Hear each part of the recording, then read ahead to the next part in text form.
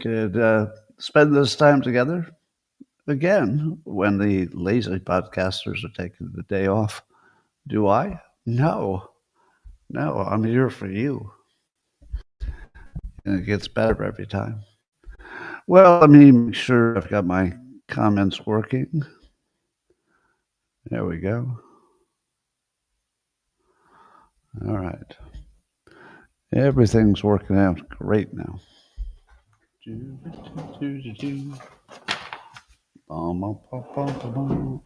Well, maybe I'll unplug this. That should work.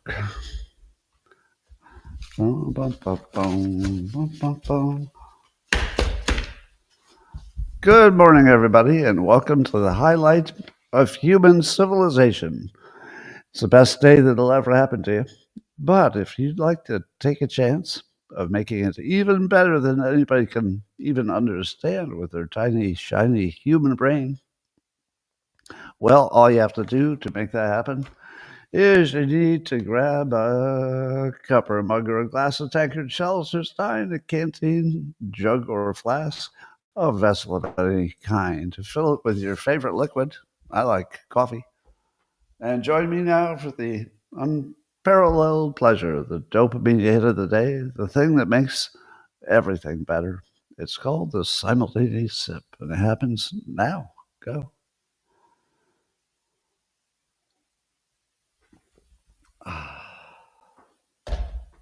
Have you ever noticed that every 4th of July, there's always a story of some car runs into a fireworks factory and it all blows up? Or somebody said that in the town near me, there was a barge that was full of fireworks so they could do it from the water, and the barge sunk. I always feel like there's this nonstop, bunch of disasters that always happen on July 4th. But probably that has to do with the slow news nature of it.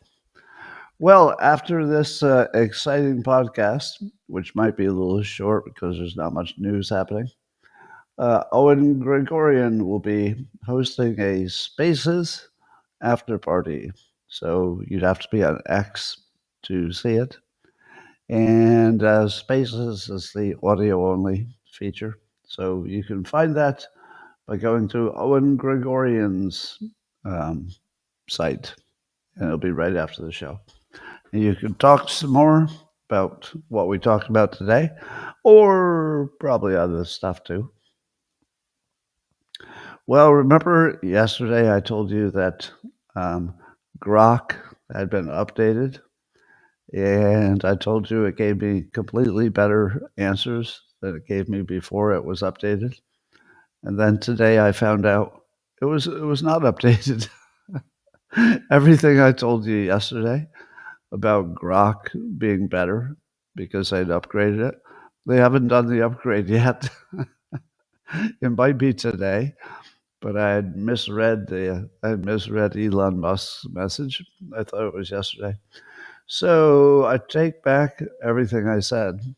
But it's sort of interesting that the 2 days I asked essentially the same question, and I got just wildly different answers. So that's the old version.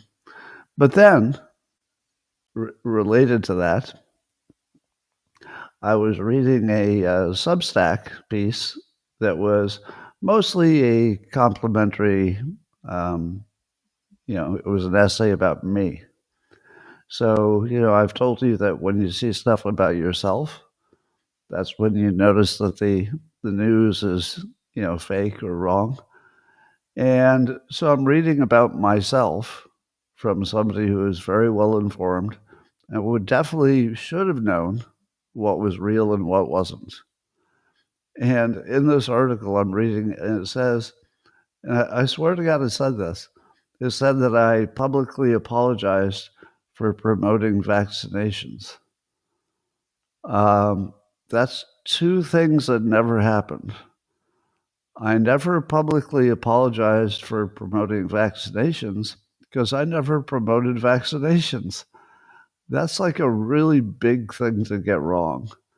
and then getting it wrong twice. Once, once saying that I did the opposite of what I did, because and you're all my witnesses. You know that I never promoted vaccinations, and indeed, as far as I know, I'm the only public figure who publicly predicted that the vaccinations would not work when they introduced Project Warp Speed, and then again publicly, I predicted that it didn't work after it was already created and rolled out. So did anybody else? Is there even one other public figure who told you that they wouldn't work the day they were introduced? Nobody. You can't get more, I don't think you could get more anti-vaccination than predicting it wouldn't work in public. So no, I did not promote vaccinations. I did the opposite. According to scientific reports, AI can now figure out whether you're likely to, and I'm going to choose my words carefully so I don't get demonetized. There's some keywords that you don't want to use. So I'm going to talk around the keywords and say AI allegedly can predict when a user is likely to want to harm themselves. Let's say the ultimate harm. You know what I mean? I'm just trying not to use the words. Do you think that's right? Do you think AI can analyze your, let's say, social media messages and tell if you're likely? They say they have an 85% accuracy. What happens? What happens if they find that your messages suggest you're going to harm yourself? What do they have? If they really think it's 85% chance, wouldn't they come to your house and remove you from the house because it's for your own good? Well, we've determined that if we leave you to your own devices, you're likely to do something you shouldn't do. So we're going to pick you up and put you under observation. I don't know. I'd be a little worried where that's heading.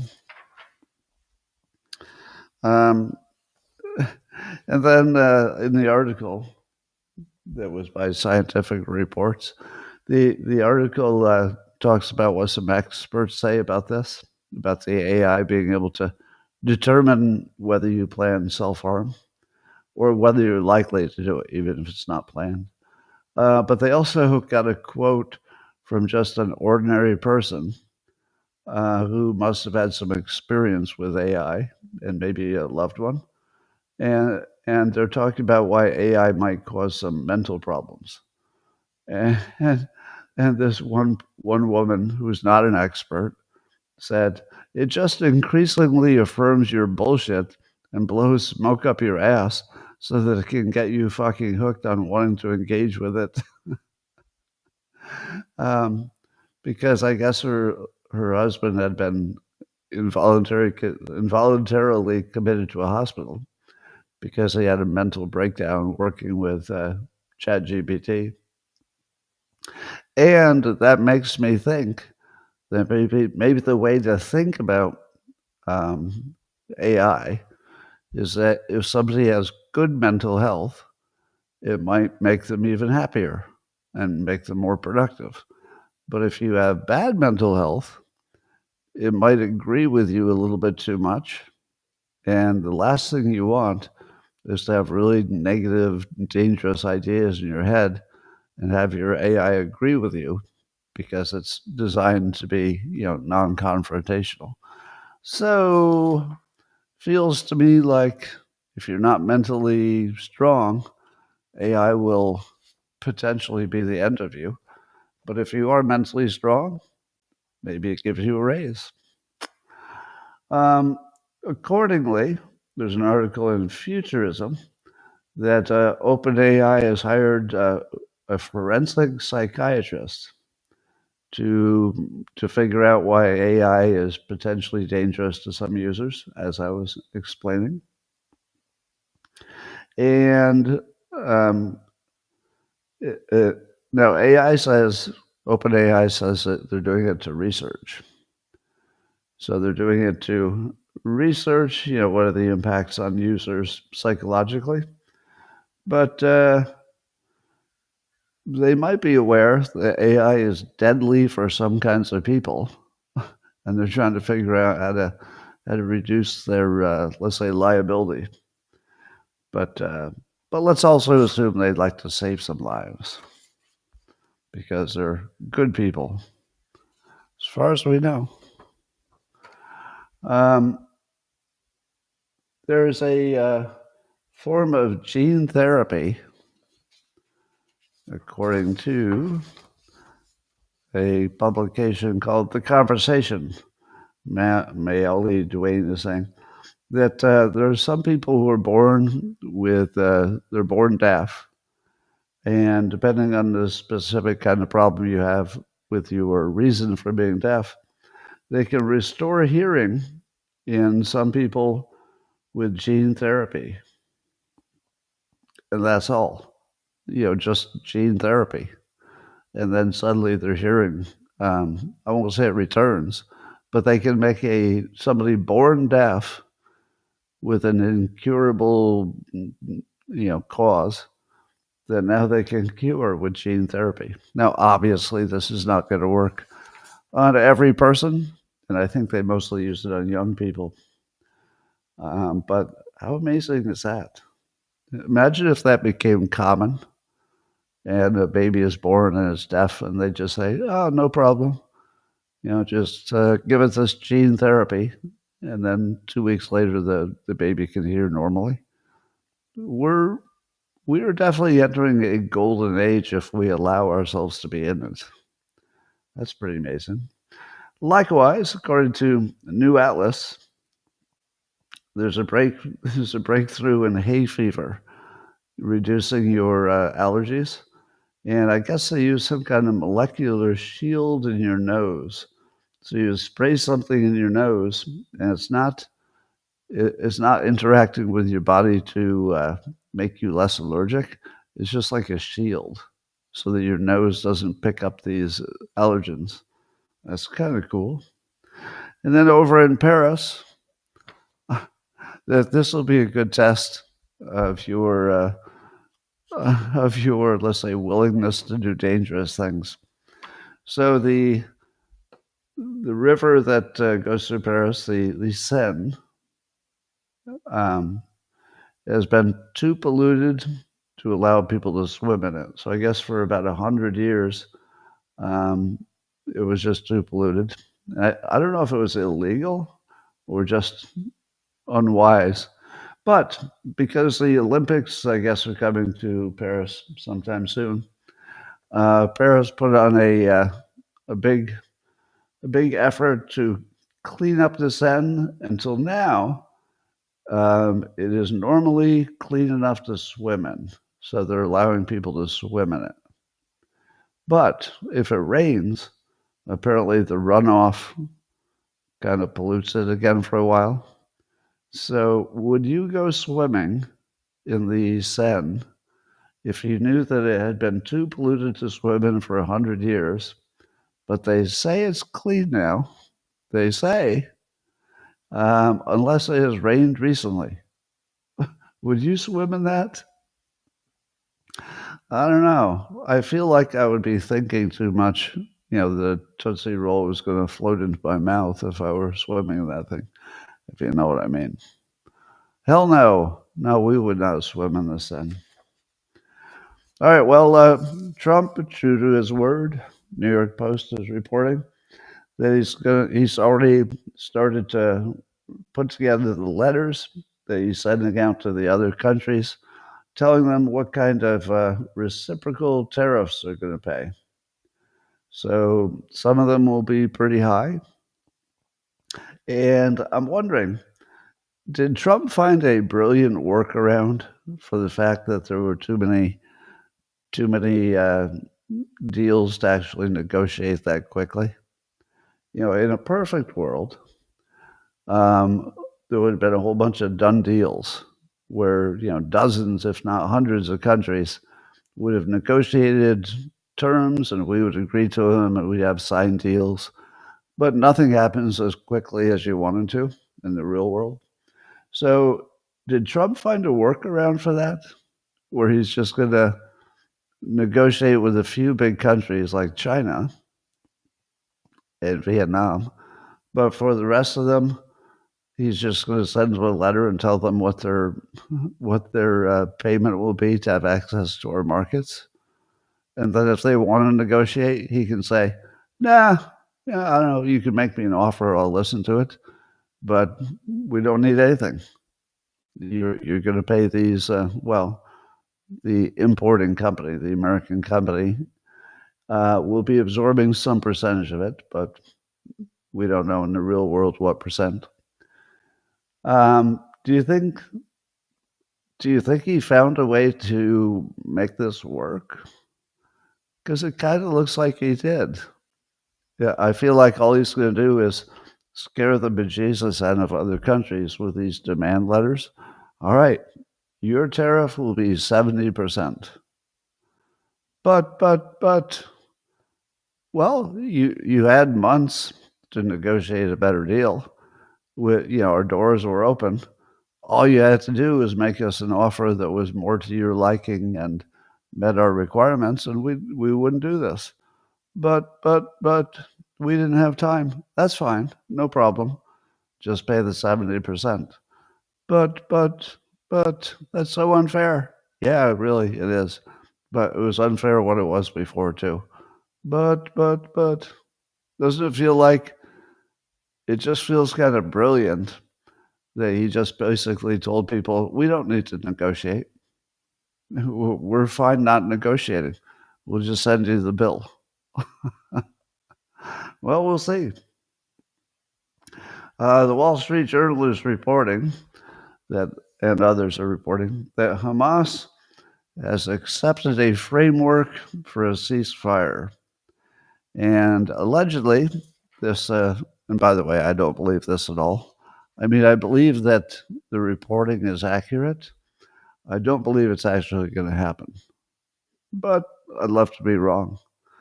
Hamas has accepted the framework of a proposed 60-day ceasefire, but it would only involve releasing 10 living hostages. My understanding is there might be 50. I don't know how many are living. But are they really? Did Trump really get Israel to agree to a deal that would not free all of the hostages?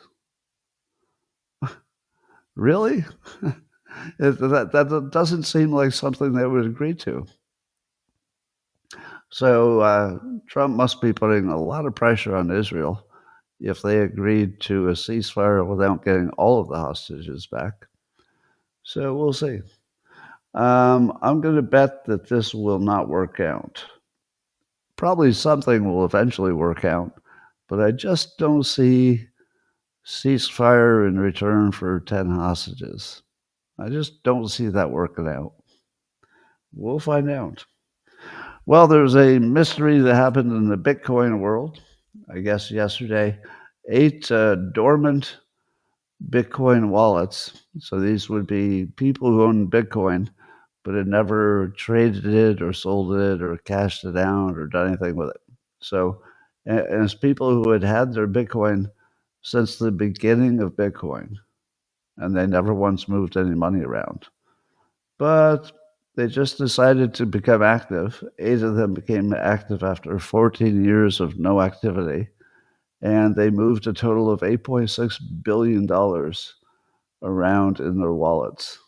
Now, I don't know if they moved it or cashed it, but somebody was sitting on Bitcoin for 14 years, and there were only 8 accounts that were worth $8.6 billion.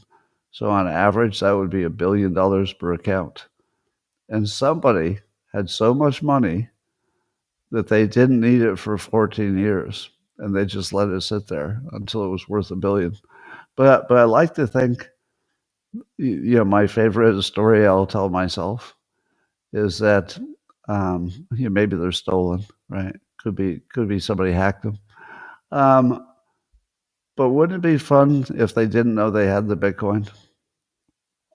And one day they just were looking through their papers and said, "Oh wow, yeah, I forgot I bought some Bitcoin 14 years ago. I wonder how. Oh, here's my instructions on how to get into my wallet."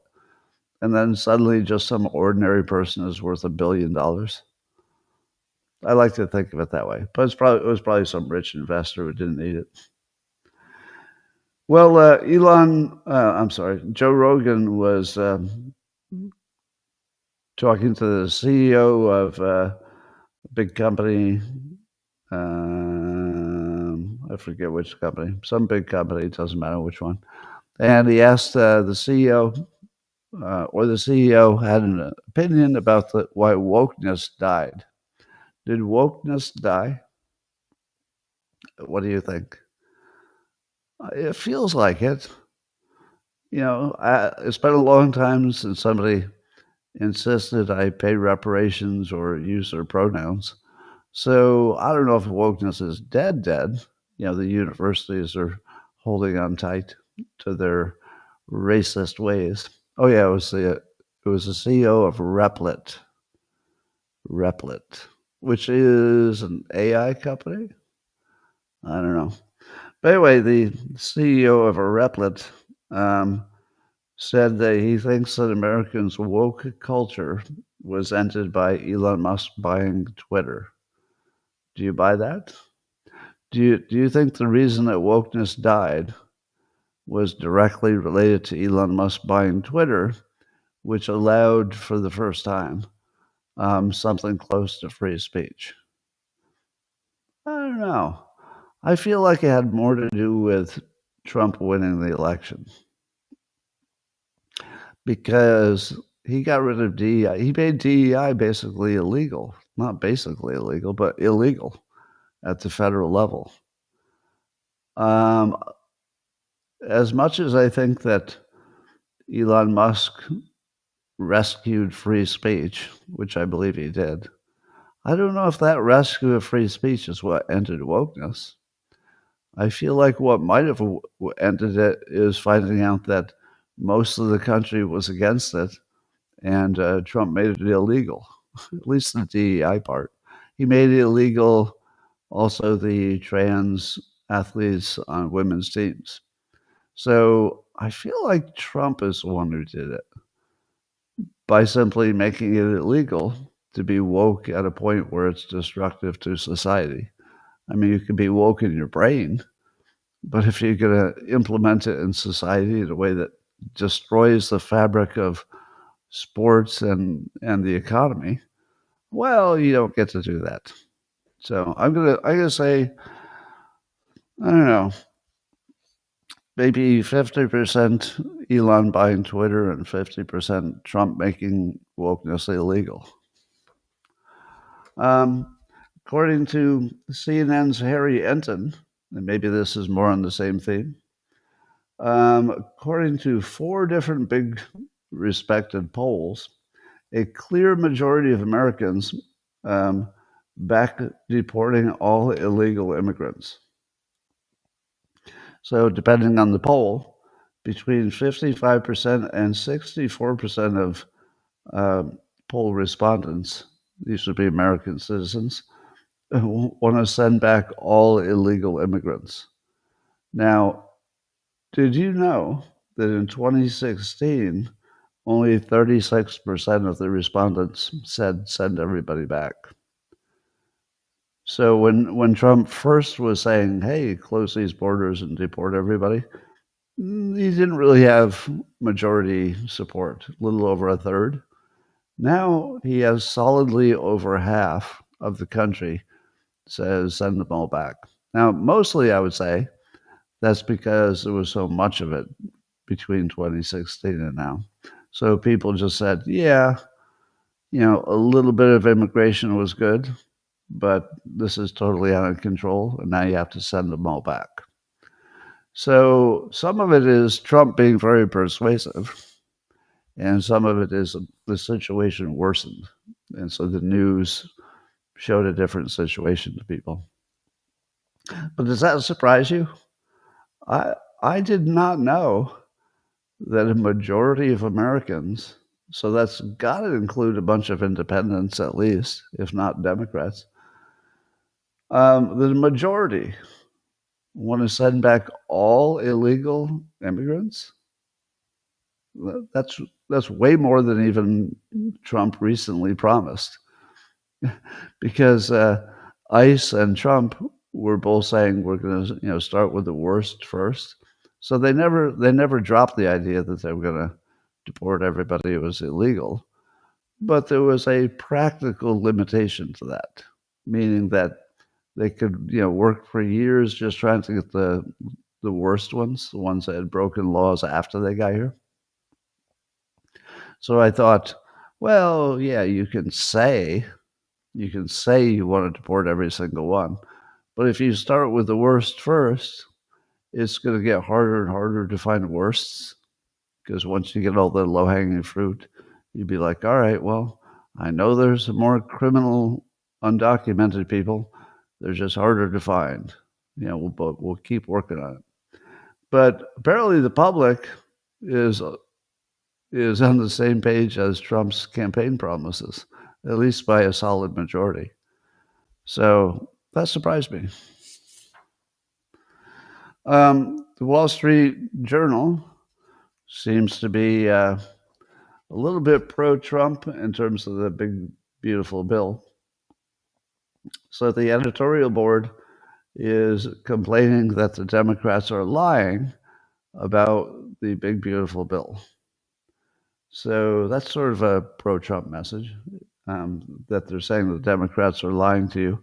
So the things they're lying about is saying that the Republicans are going to take away all your health care, or that people who are eligible and should be getting Medicare are going to be dropped from it.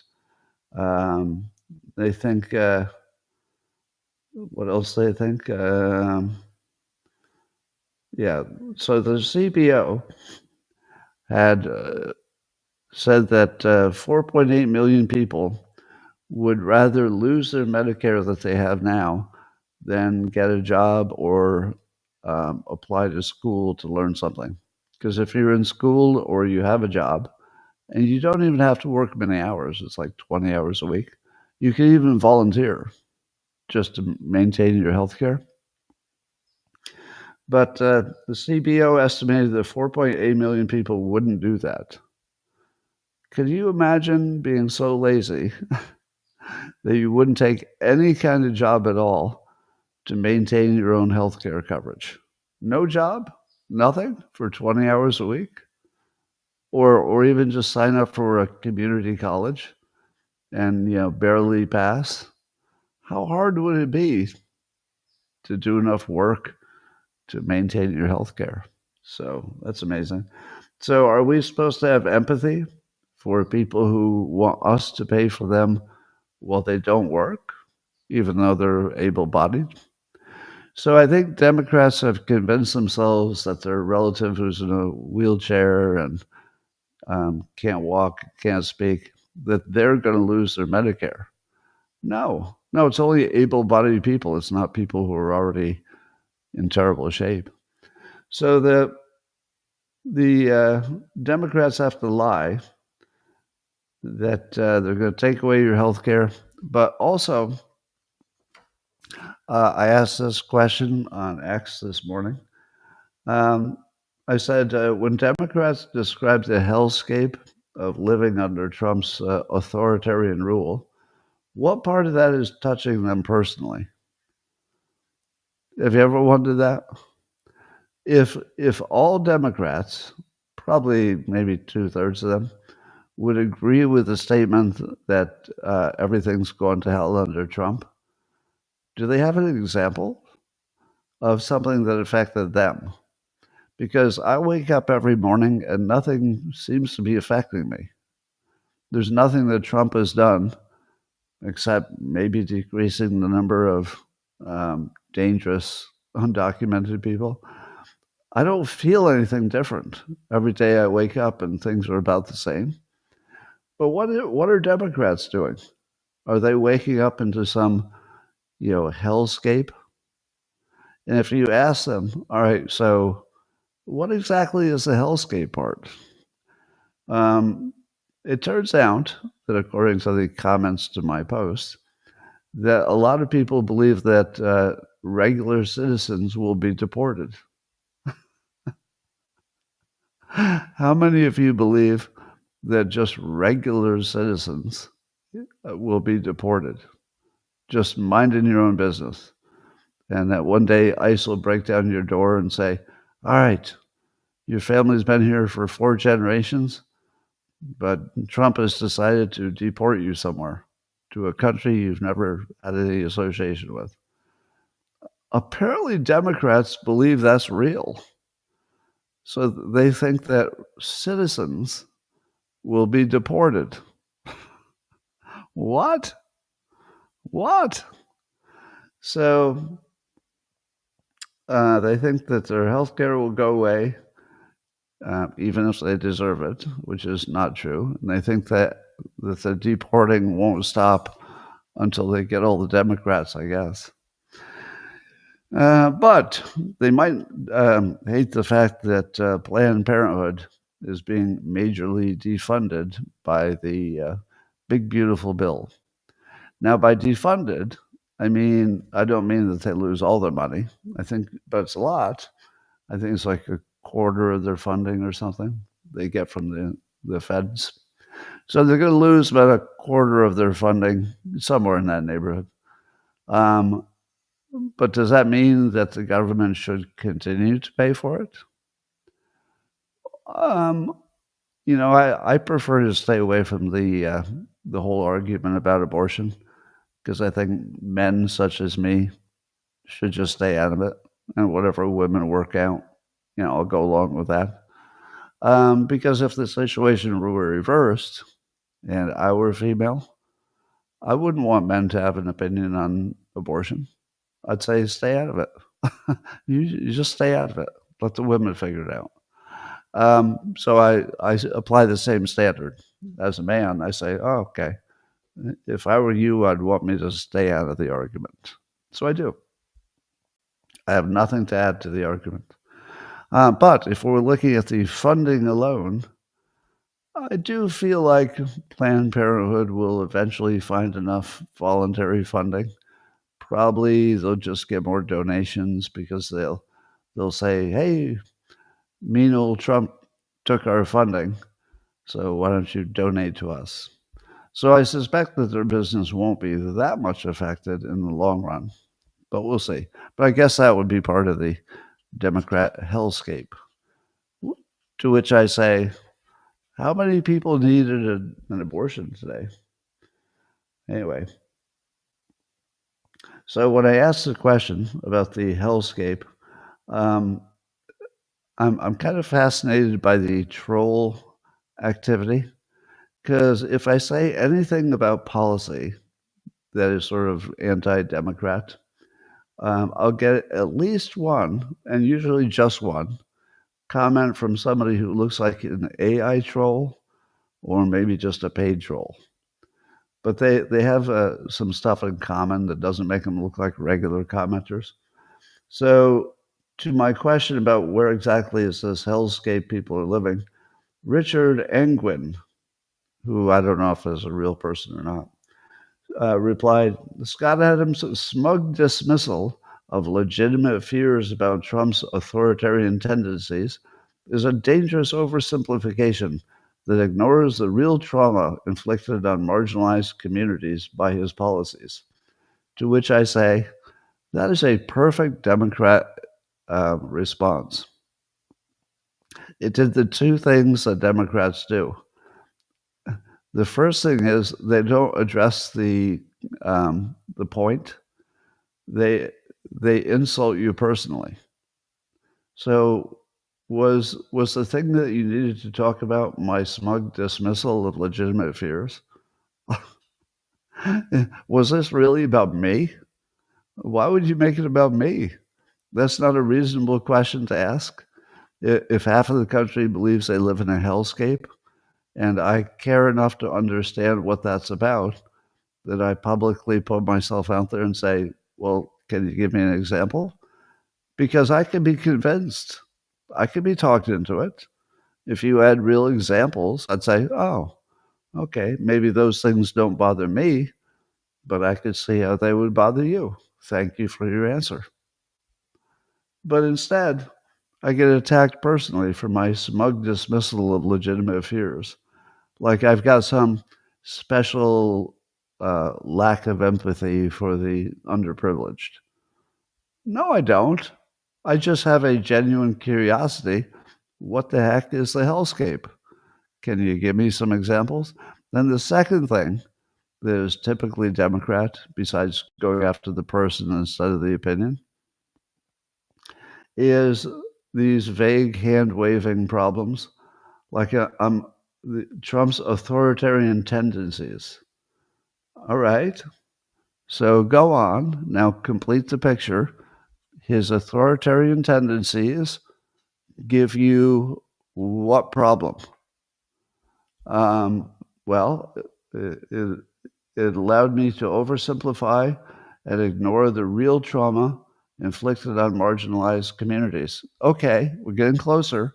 What would be an example of the real trauma inflicted on the marginalized communities? Just one example.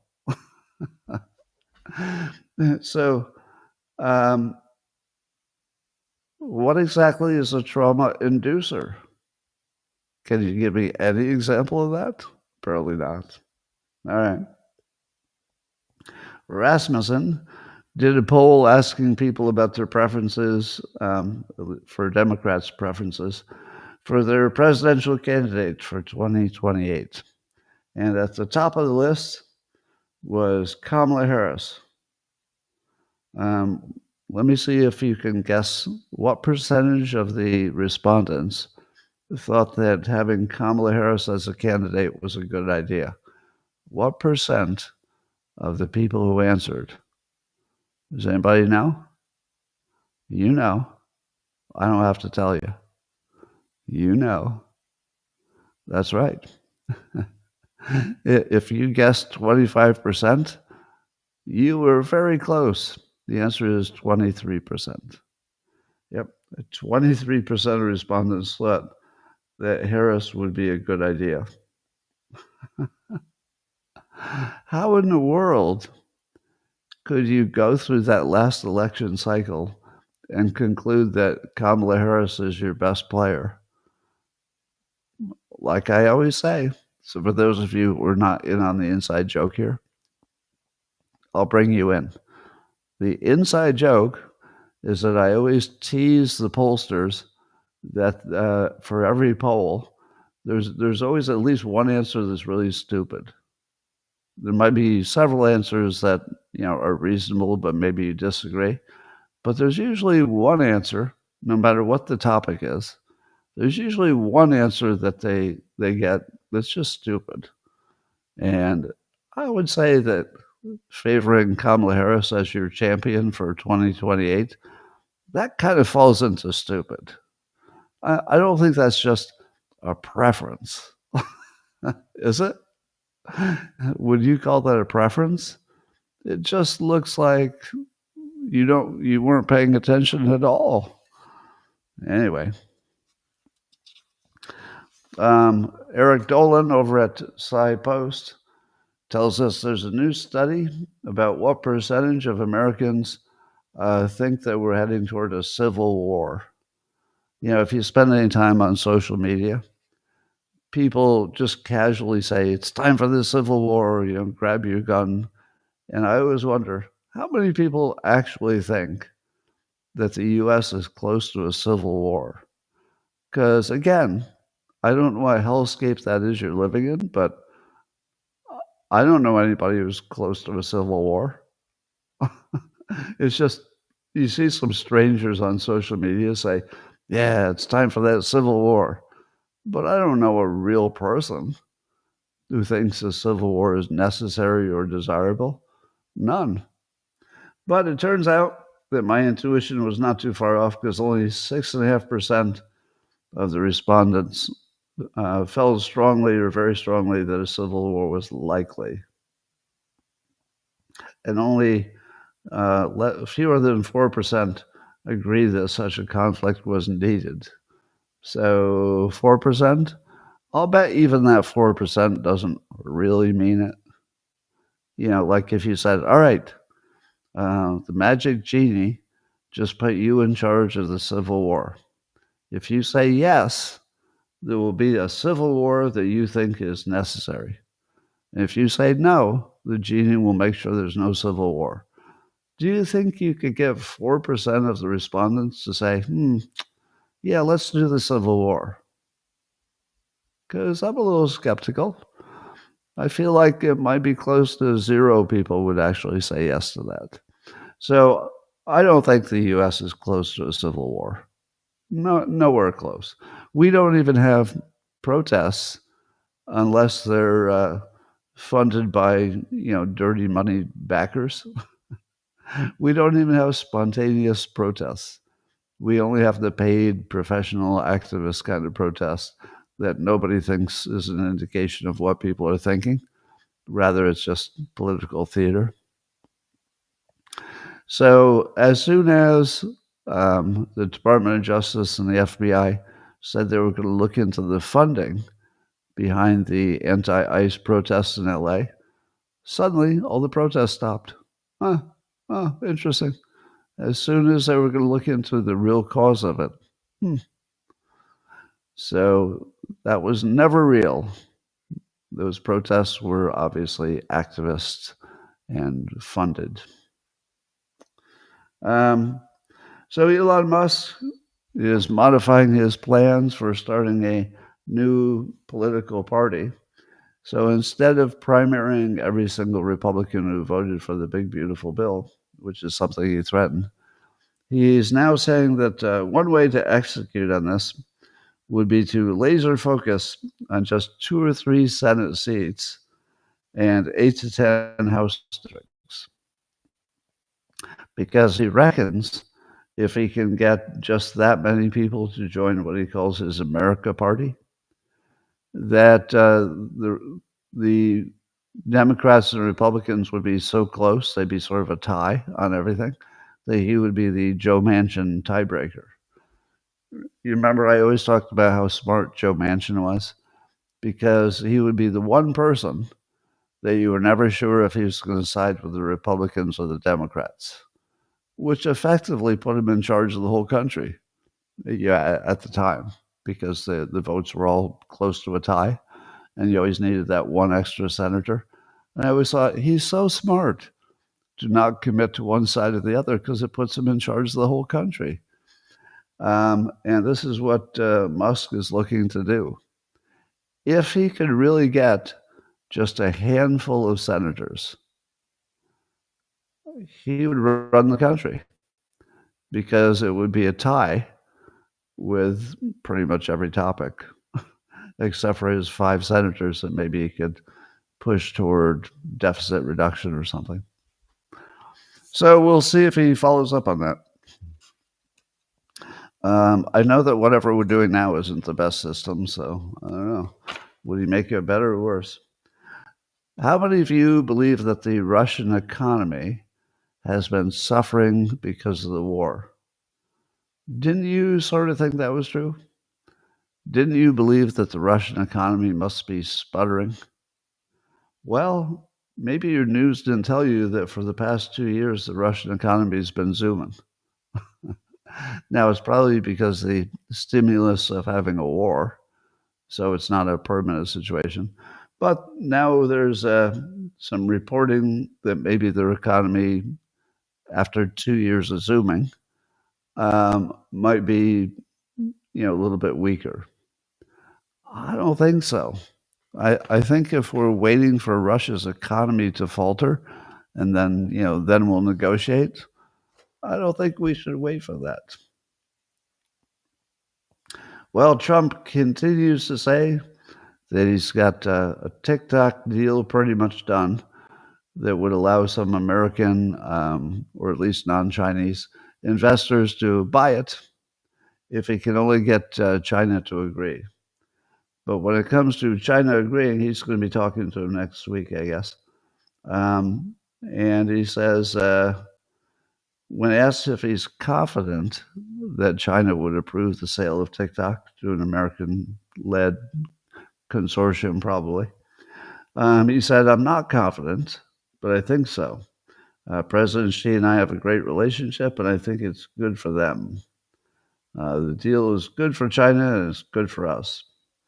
So, does that sound like he's going to succeed?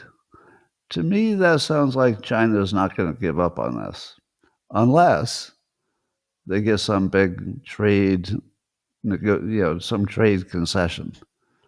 So, in order for Trump to satisfy his investors, who are probably also Trump supporters, the ones who have agreed to buy TikTok, so in order to get that done, the question I would ask is he going to have to throw the rest of us under the bus by not pushing China as hard as he could on trade? I don't know.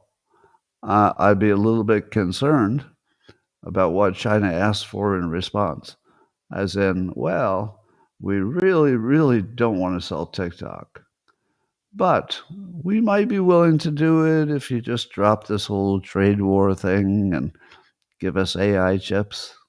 There's probably something they're willing to ask for that would make it worth it for them to sell TikTok, which they don't want to do. And also, TikTok is how they can brainwash our country. So China might just say it's not even about economics. It's entirely about having a platform that can control minds in America. Anyway, so the Democratic National Committee is sharpening their attacks on Trump, and their new approach is that Trump is, quote, killing the American dream through price hikes and his big, beautiful bill. So does that sound like a good attack? Trump is killing the American dream? Again, there's no image that goes with that, so it's not visual persuasion. It doesn't exactly ring true. I don't imagine it would ring true for, I don't know. I can't put myself in the head of Democrats. Maybe for young people who believe that everything is too expensive, so they'll never own a house. So if their message is he's killing the American dream through price hikes, you'd have to give examples of those price hikes.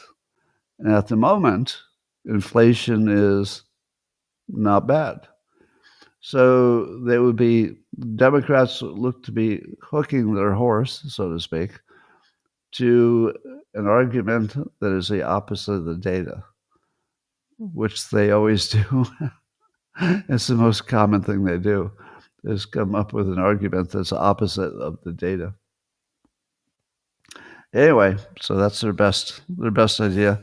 So the new hoax, the new Democrat hoax would be that Trump is preventing the American dream instead of creating it. Well, did you know, according to the Washington Times, Matt Delaney is writing, did you know that there are 9,000 reports of Russia using chemical weapons to attack Ukraine's forces? 9,000 times that we know of. And apparently they're loading the chemicals into their own drones, and they're gassing the Ukrainians who are hiding in trenches and other places. And it gets them to leave their protected areas so they can breathe, and then they, kill them with their drones. So apparently, chemical warfare is just raging over there, and it's the first time I've heard of it. Does it make sense to you that Russia is routinely gassing the Ukrainians? And today's probably, for some of you, today's the first day you've ever heard of it. Why would that be? Is it to prevent us from getting involved? because if we think they're gassing people, we say, hey, we have to get involved because it's like weapons of mass destruction. I don't know. I can't understand why I'm only hearing about this today. Was it always out there? Maybe it was always out there and I just missed every story about it. Or maybe it's not real. Don't know. So I was checking today to see if my idea about Zoran Mamdani, the potential mayor of New York City. So I told you that the best attack is to attack his creepy smile, because once you hear it called creepy, you'll always see his smile as creepy. You just have to hear it once, and it just becomes part of you. So it's spread a little bit. There are some notable people have posted it, but I feel like it could get a lot bigger. And I suspect it hasn't had any impact on actual voters in New York City yet. So it would have to get a lot bigger, or somebody like Trump would have to say he has a creepy smile, because otherwise it won't get to the voters. It's not like the New York City population is watching this podcast, but they definitely have to pay attention to anything that Trump says. So if he went after him for his creepy smile, I think you would remember that forever. So we'll see if that happens. Well, President Trump said on Friday that Iran had not agreed to nuclear inspections, and it had not agreed to give up its enriching of uranium. But there are apparently some talks coming up, according to Media, whatever that is. They say that the U.S. and Iran are going to be talking. Does that sound real? Do you believe Iran and the U.S. are going to have any productive high-level discussions? I don't know. I'm not sure I believe it yet. But if it happens, they would be talking about all these things. I don't imagine anything good is going to come out of that. So we'll see. Trump has pulled some rabbits out of some hats, so anything's possible in the golden age. Well, this is the end of my prepared comments. You saw how dull and boring the news was today. I know a lot of you just use this to fall asleep to my voice. By the way, if you want a recommendation for another content to fall asleep to, try very old black and white TV sitcoms, like the Dick Van Dyke Show and Newhart, if you're old enough to remember those. There is nothing happening in those shows. The jokes are not jokes. The issues are not controversial. It's just people talking and talking about ordinary stuff. So even my favorite Martian, it's not provocative. There's no swearing. There's nothing that will make you laugh. There's nothing so interesting that you'll really want to hear it. It's just like ASMR. And I can fall asleep to that so easily. The other thing I can fall asleep to, just in case you want to test it for yourself, is I'll put on a YouTube video about ancient ruins like Gobelli, Gopelli, Capelli, well, that place. Because there are hundreds of them and they all say the same stuff.